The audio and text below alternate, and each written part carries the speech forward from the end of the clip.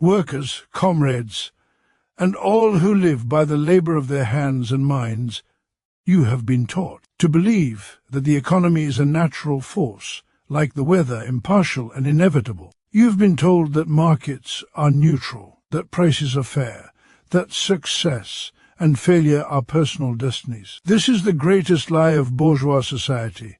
The economy is not neutral. It never has been. It is a battlefield, and it has always chosen a side. From the first moment, one class owned the means of production and another owned nothing but it. Labor power, the economy ceased to be an abstract system and became an instrument of domination. What you call the economy is nothing more than the organized power of one class over another. Its laws are not laws of nature. They are laws of class rule. Look around you. The worker rises before dawn, sells their strength for a wage that barely sustains life, and returns home exhausted, while the owner who labors not accumulates wealth in sleep. Is this neutrality? No, it is exploitation made routine, injustice made normal, and theft made legal. In capital, we expose the secret hidden beneath the surface of exchange. On the market, labor and wages appear equal fair trade between free individuals. But beneath this appearance lies surplus value, the unpaid labor stolen from the worker and transformed into profit, capital and power. This is the foundation of capitalist society. The economy chooses the capitalist because it was built by the capitalist for the capitalist. You are told that wages are determined by productivity, that poverty is a personal failure, that wealth is a reward for virtue. Yet history proves otherwise. Wealth accumulates not through genius but through ownership. Poverty persists not because workers are lazy, but because they are dispossessed. The economy rewards those who own, not those who work. Capitalism divides society into hostile camps, bourgeoisie and proletariat, exploiters and exploited. One class commands factories, land, technology, and finance. The other class must sell its labor or starve. This is not cooperation, it is coercion. This is not freedom, it is economic compulsion. The state, the law, the media, and even morality itself are shaped to defend this arrangement. When banks collapse, they are rescued. When workers collapse, they are blamed. When corporations pollute, it is called growth. When the poor resist, it is called disorder. The economy chooses sides, and every institution rises to enforce that choice. But history is not static. In the Communist Manifesto, we declared that the history of all hitherto existing society is the history of class struggles. Every system that claimed permanence has fallen when the oppressed recognized their collective power. Feudal lords fell, monarchs fell, and so too will the rule of capital. Workers of the world, you are not powerless. You create all wealth. Every machine moves by your hands, every commodity by your labor, every profit by your sacrifice. Without you, capital is dead matter. Without you, the economy collapses. Your unity is stronger than their wealth. Yet capitalism survives by dividing you by nation, race, religion, gender, and contract. It teaches you to compete with one another while a tiny class appropriates the fruits of all your labor. Division is their strategy. Solidarity must be yours.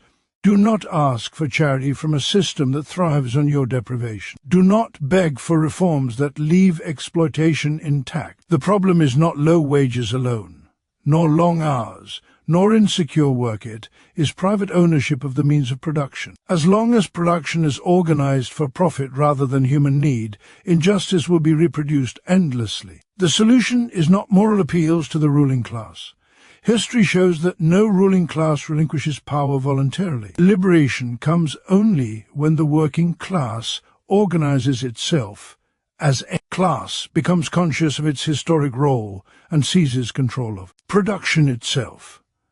This is not chaos, it is rationality. This is not tyranny, it is democracy extended from politics into the economy. When workers collectively own and control the means of production, exploitation ends. When production is planned for social need, scarcity dissolves. When labor is no longer alienated, humanity begins to reclaim itself. Let the ruling class tremble at this truth. They know the economy has chosen their side, and they fear the day it will choose no class at all. Workers, The chains you wear are not natural. They were forged by history, and history can break them. You have nothing to lose but your exploitation. You have a world to win. Workers of the world unite. The economy is a class weapon, not a neutral system. It does not emerge from nature, nor does it operate according to timeless, impartial laws. It is a human construction shaped by historical struggle, designed within specific relations of power, and enforced through institutions that serve particular interests. To treat it as neutral is to obscure its origin and conceal its function. What appears as an objective mechanism of prices, wages, and markets is in reality a social arrangement that organizes who commands labor and who must submit to it. Every mode of production produces its own economy, and every economy reflects the dominance of a ruling class. Under capitalism, the economy is structured around private ownership of the means of production. This single fact determines everything that follows: who controls factories and land, who decides what is produced, who benefits from growth, and who bears the cost of crisis. The worker enters the market as a free individual, yet this freedom is illusory, because survival itself depends on selling labor power to those who own productive property. The economy thus functions as a system of compulsion without visible chains. The claim of neutrality rests on the myth that market exchange is equal exchange. Wages appear as fair payment for work, profits as deserved reward for risk, and prices as reflections of supply and demand. But beneath this surface lies the extraction of surplus value, the unpaid labor appropriated by capital. The worker produces more value than is returned in wages, and this difference becomes profit accumulation and power for the owning class. This process is not accidental. It is the core mechanism of capitalism, reproduced daily through economic normality. The economy enforces class power not only through exploitation, but through discipline. Unemployment is not merely a failure of policy, it is a structural necessity. A reserve army of labor pressures those who are employed to accept lower wages, longer hours, and worse conditions. Precarity is not a flaw in the system, but one of its tools. Fear of job loss, debt, and poverty ensures obedience more effectively than force ever could. The economy thus governs behavior, shapes consciousness,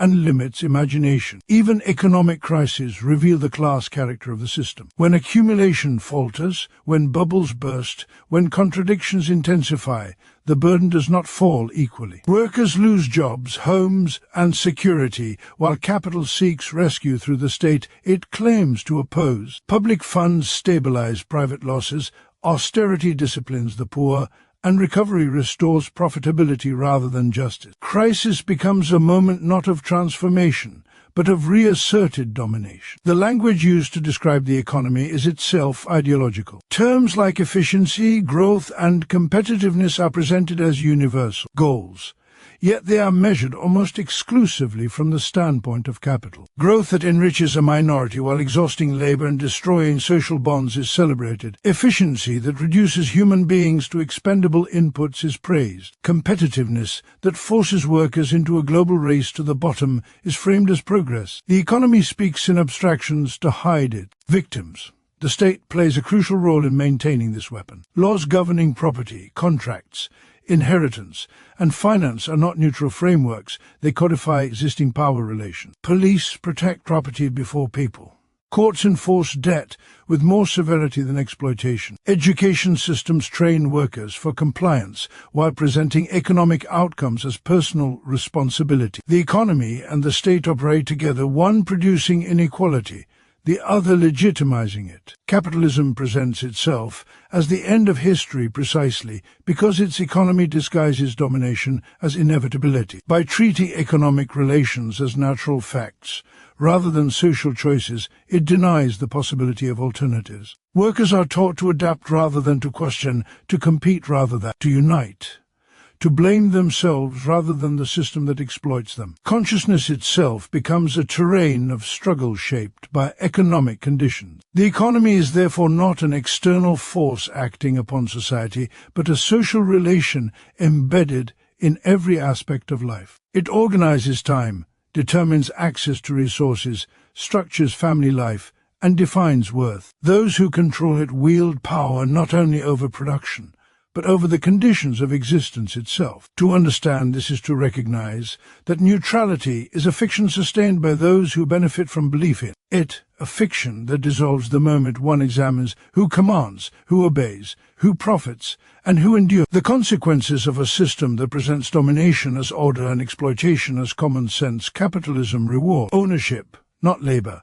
And this truth cuts through every illusion the system works so hard to maintain. Society is taught to believe that wealth flows from effort, discipline, and talent. Yet the daily reality of millions exposes a different logic at work. Those who labor the longest and hardest often remain the poorest, while those who perform no productive work at all accumulate immense riches. This contradiction is not an accident or a moral failure.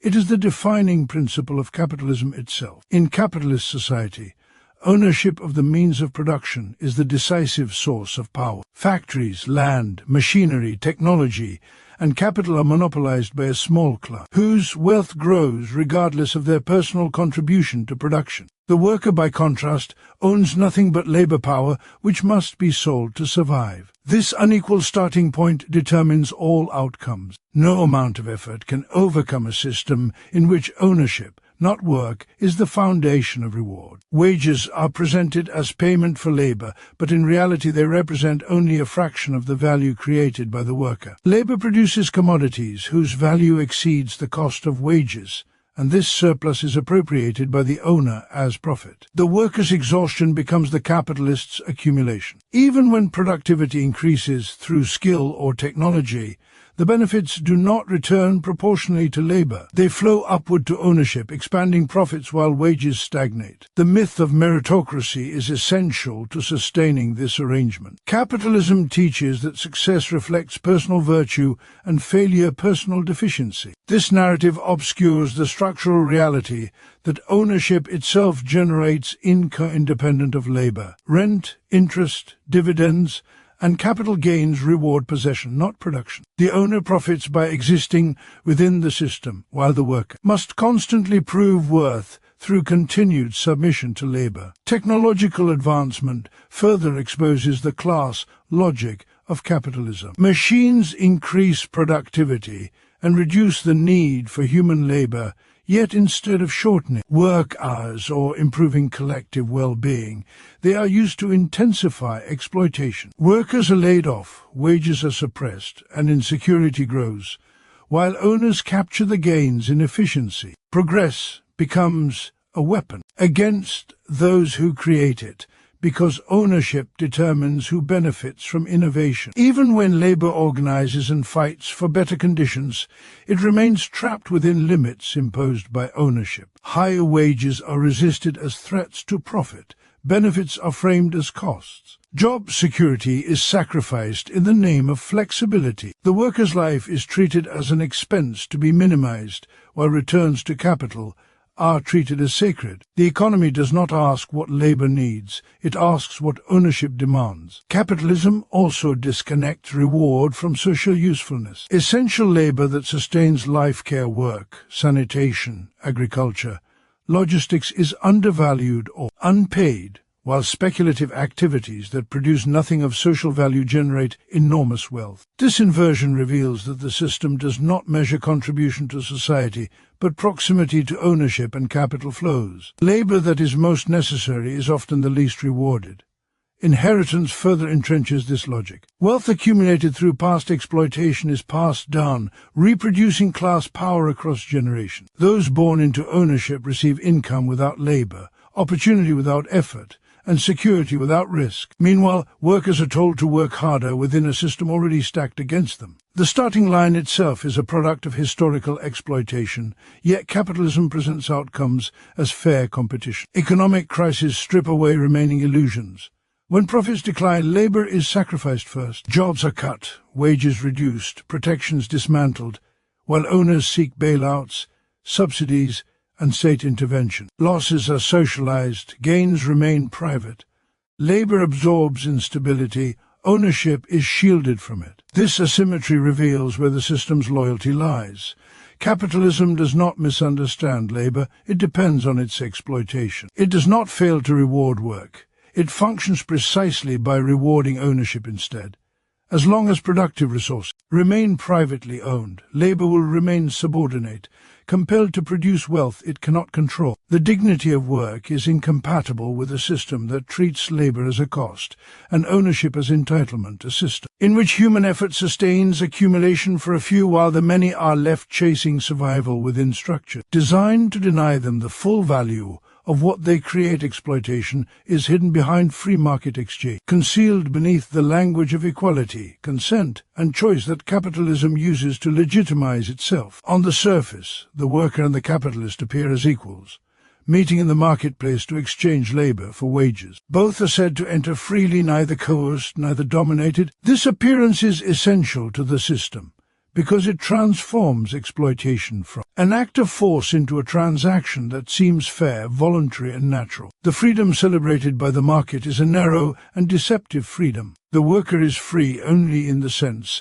that no single master owns their body. Yet this freedom exists alongside a far more powerful compulsion. Deprived of land, tools, and means of production, the worker must sell labor power to survive. Hunger, rent, debt, and insecurity stand behind the contract, enforcing compliance more effectively than chains. The choice is not between labor and leisure, but between labor and deprivation. A choice presented as freedom precisely to hide its coercive nature. Market exchange disguises exploitation by focusing on the moment of exchange rather than the process of production. Wages appear as the full value of labor, and the transaction seems complete once payment is made. What is hidden is that labor power, unlike other commodities, produces more value than it costs. During the working day, the laborer creates value equal to wages in part of the time and surplus value in the remaining hours. This surplus is appropriated by the capitalist without equivalent exchange, forming the basis of profit, accumulation, and class power. Because this theft occurs within the framework of legal exchange, it appears legitimate. No law is broken, no contract violated.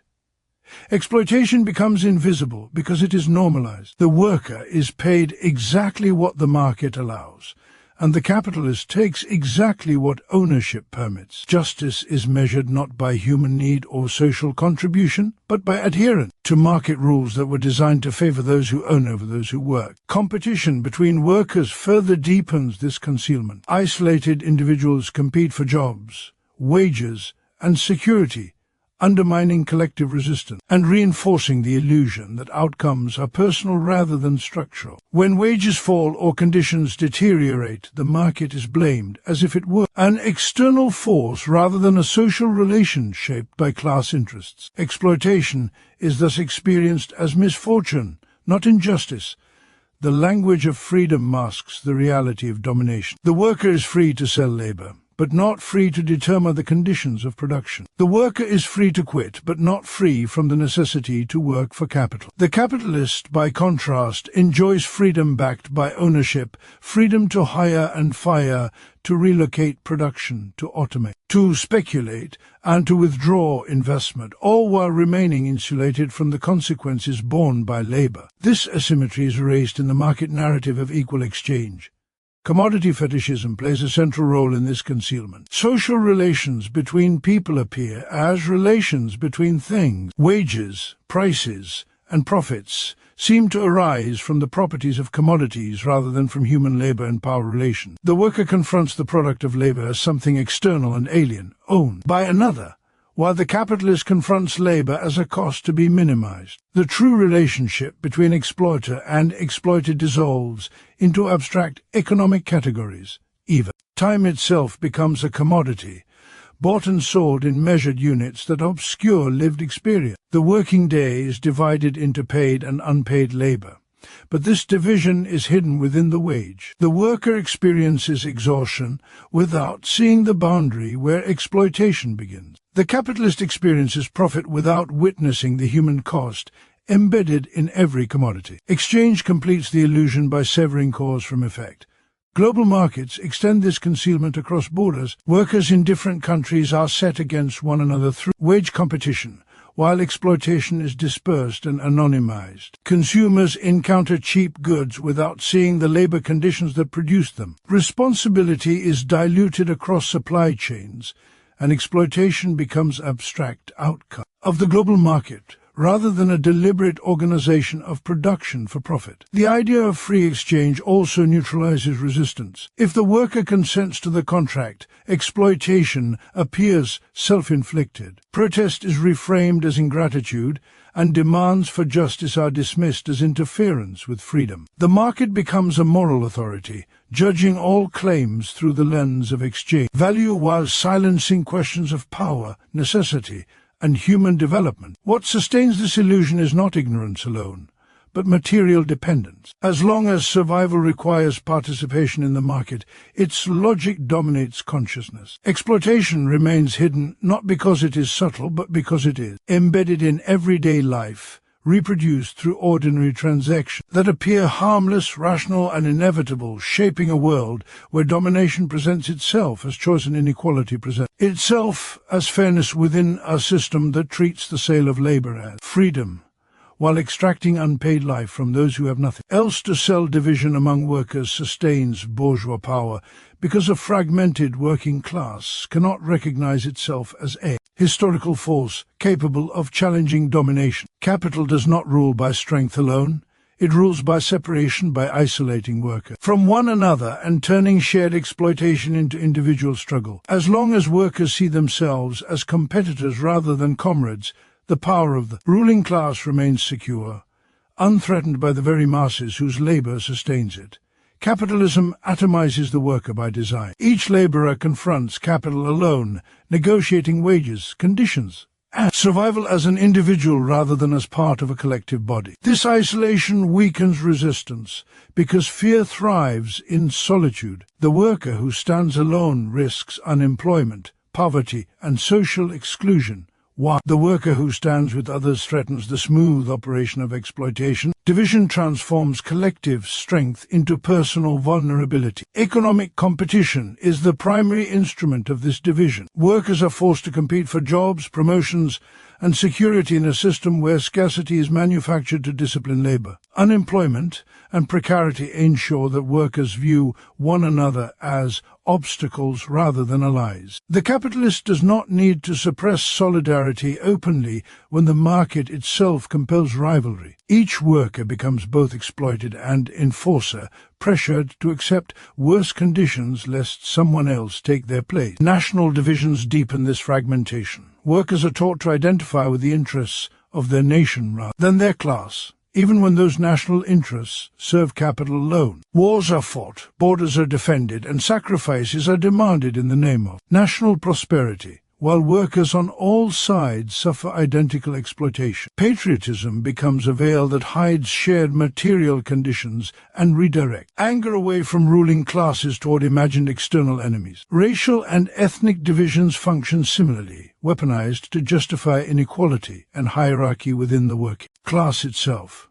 Certain groups are super-exploited, paid less, denied rights, and used as scapegoats during times of crisis. This serves capital twice. It extracts greater surplus from the most oppressed while encouraging others to defend relative privilege rather than challenge the system that exploits them all. Prejudice becomes an economic tool, reinforcing class rule by fracturing potential unity. Gender divisions further sustain bourgeois power by devaluing essential labor and confining large portions of the working class to unpaid or underpaid work. Care, reproduction, and domestic labor are treated as natural obligations rather than social necessities, allowing capital to externalize costs while maintaining a workforce. By separating productive labor from reproductive labor, capitalism conceals exploitation and weakens collective identity, ensuring that struggle remains partial and divided. Ideology plays a crucial role in maintaining these divisions. Workers are told that success depends on individual effort, that solidarity is unrealistic,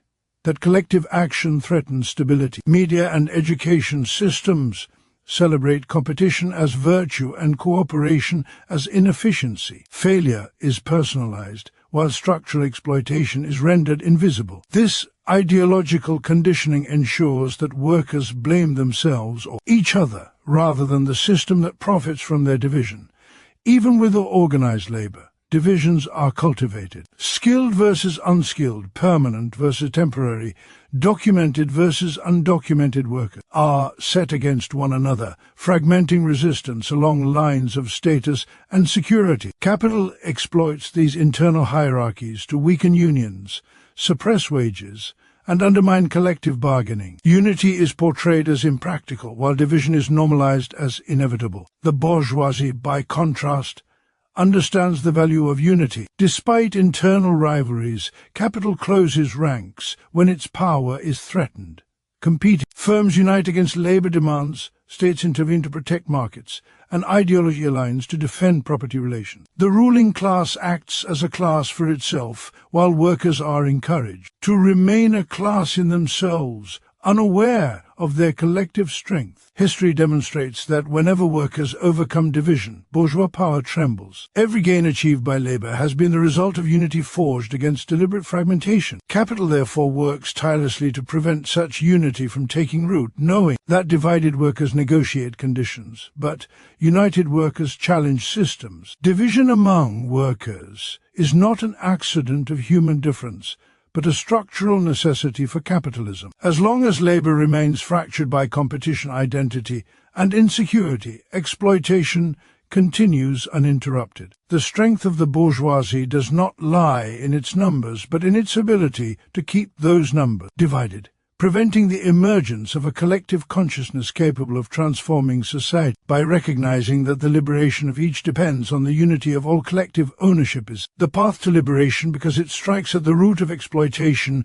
rather than its symptoms. As long as the means of production remain privately owned, society is organized around the power of a minority to command the labor of the majority. No reform of wages, no adjustment of hours, no moral appeal can alter this fundamental relation. Liberation requires transforming ownership itself, because ownership determines who controls production, who benefits from social wealth, and who bears the costs of economic life. Under capitalism, production is social while appropriation is private. Millions cooperate across factories, supply chains, and infrastructures to produce goods and services, yet the results of this collective labor are seized by a small class of owners. This contradiction defines modern society.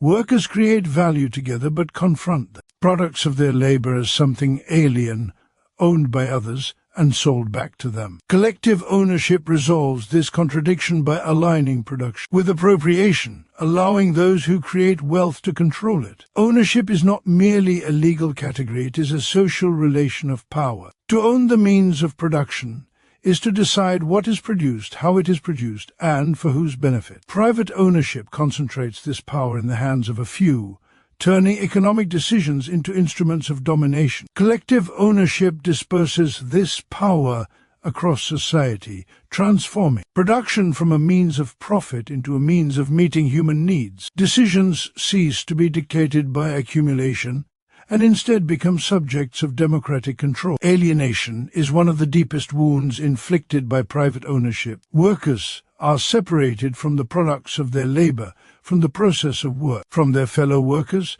and ultimately from their own human potential. Labor becomes a means of survival rather than self-realization. Collective ownership restores the connection between human effort and social purpose, allowing labor to become a conscious, cooperative activity rather than an imposed necessity dictated by market survival. Freedom under capitalism is limited by economic dependence. The worker is formally free but materially constrained, compelled to sell labor in order to live. Collective ownership expands freedom by removing this compulsion. When society collectively controls production, access to the means of life is no longer mediated by submission to an employer. Freedom becomes substantive rather than formal, grounded in security, participation, and shared control over social resources. Efficiency under capitalism is measured by profitability, not by human well-being. This leads to waste, overproduction, planned obsolescence, and environmental destruction, even as basic needs remain unmet. Collective ownership allows production to be planned according to social priorities rather than market competition. Resources can be allocated rationally, work can be distributed more equitably, and technological progress can reduce necessary labor rather than intensify exploitation. Collective ownership also dismantles the hierarchy that divides mental and manual labor. Under capitalism, planning and decision-making are separated from execution, reinforcing class divisions and limiting human development. When workers collectively own and manage production, this division can be overcome. Knowledge, responsibility, and creativity are no longer monopolized by managers and owners, but shared across society, enriching both production and human capacity. The fear that collective ownership suppresses individuality reflects capitalist ideology rather than historical necessity. Capitalism already suppresses individuality by forcing human potential into narrow roles defined by profit. Collective ownership creates the conditions for genuine individuality by ensuring that survival is not dependent on competition and submission. When basic needs are secured collectively, individuals are free to develop talents, interests, and relationships beyond the dictates of the market. Social solidarity cannot flourish where ownership enforces competition. Private ownership pits workers against one another for jobs, wages, and security, undermining cooperation and trust. Collective ownership aligns individual well-being with collective well-being, because the success of production benefits all rather than a privileged few. Solidarity ceases to be a moral ideal and becomes a material reality embedded in everyday life. Liberation is not the abolition of work, but the abolition of work as exploitation. Collective ownership does not eliminate labor, it transforms its meaning. Work becomes a shared responsibility rather than a burden imposed for another's profit. Time freed from unnecessary labor can be devoted to education, care, creativity, and democratic participation, expanding the realm of human freedom. Collective ownership is not an abstract utopia, but a historical necessity arising from the contradictions of capitalism itself. As production becomes increasingly social and global, private ownership grows more irrational and destructive. The concentration of wealth and power alongside widespread insecurity reveals a system that has outlived its progressive role. The path to liberation lies in bringing ownership into alignment with the social character of production, create a society in which the material foundations of life are held in common and organized consciously by those who depend on them for their existence. The truth now stands exposed. The economy is not an impartial mechanism, but a structure of power, built to serve ownership over labor, profit over people, and division over solidarity. Exploitation hides behind the language of freedom. Inequality disguises itself as merit, and domination presents itself as inevitability. Capitalism survives not because it is just, but because it is organized to fragment workers, to naturalize their suffering, and to convince them that no alternative exists. Yet history teaches that every system built on exploitation carries within it the forces of its own undoing. The working class is not powerless, it is disorganized. The wealth of society is not scarce, it is privately seized. The problem is not human nature, but human relations shaped by ownership and enforced by ideology. When workers recognize themselves not as isolated individuals, but as a collective force, when they see through the myths that divide them, the foundations of bourgeois power begin to crack. Collective ownership is not merely an economic demand, it is the material condition for freedom, dignity, and genuine democracy. The task ahead is clear: to organize, to unite, and to transform society at its root, replacing a system that profits from exploitation with one that exists for human liberation.